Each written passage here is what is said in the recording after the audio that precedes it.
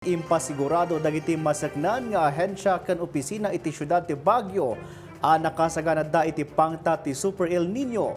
Ti Baguio CDRRMO nang bukal iti El Nino Task Force amang tutok kadagiti nagdudumang adang amay patungpal tapno malapdan ti nakarong epekto ti tikag. Agdultuloy mo ti panakikoordinar ti Office of Civil Defense Cordillera kadagiti LGU kan masaknan nga ahensya ti riyon tapno makapagsanay ti maipaay at tulong wenno mapagsaganaan ti maipaay at tulong kadagiti agkasapulan. Kanayunan a report ipaay ni Jessel Kate Lapisar.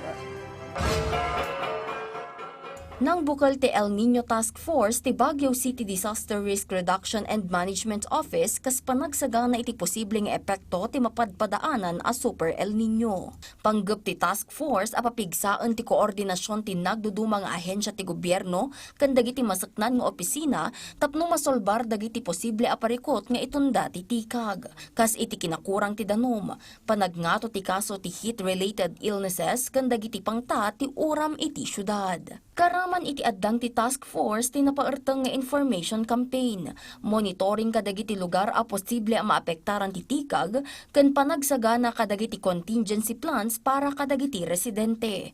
Manamnama met ti pannakaisayangkat ti El Nino Summit itaabulan a pakipasutan dagiti residente ti syudad tapno maipaayan dagitoy ti kanayunan a ballaag ken palagip para iti panagsagana iti pangta ti tikag. Ti advice tayo niya ti residentes tayo, agtipid tayo lata. Isu nga DJ ti aramidan tayo o summit tayo on May 29, alaan tayo dagitoy barangays. Inya ti suggestion da and everything, di ti iarami tayo, i-concretize tayo as a plan. But as of for now, ti advice tayo dagitoy residentes, tipid. Kabayatan na naingat matan ti panagsagana nga ipatpatungpal ti Cordillera Regional Disaster Risk Reduction and Management Council para iti epekto ti tikag.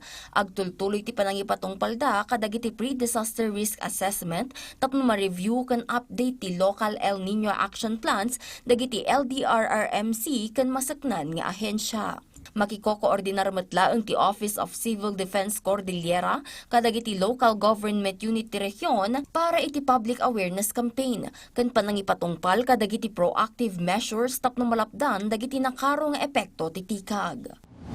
So from time to time, no, we conduct pre-disaster risk assessment kasi para malaman natin kung ano yung mga sitwasyon on the ground at makakilos na tayo ng maaga para bago tayo dumating dun sa stage na talagang enhanced na yung El Nino ay meron na tayong may ibigay na assistance. Jezreel Kate Lapizar para iti Pambansang TV, iti Baro, Pilipinas.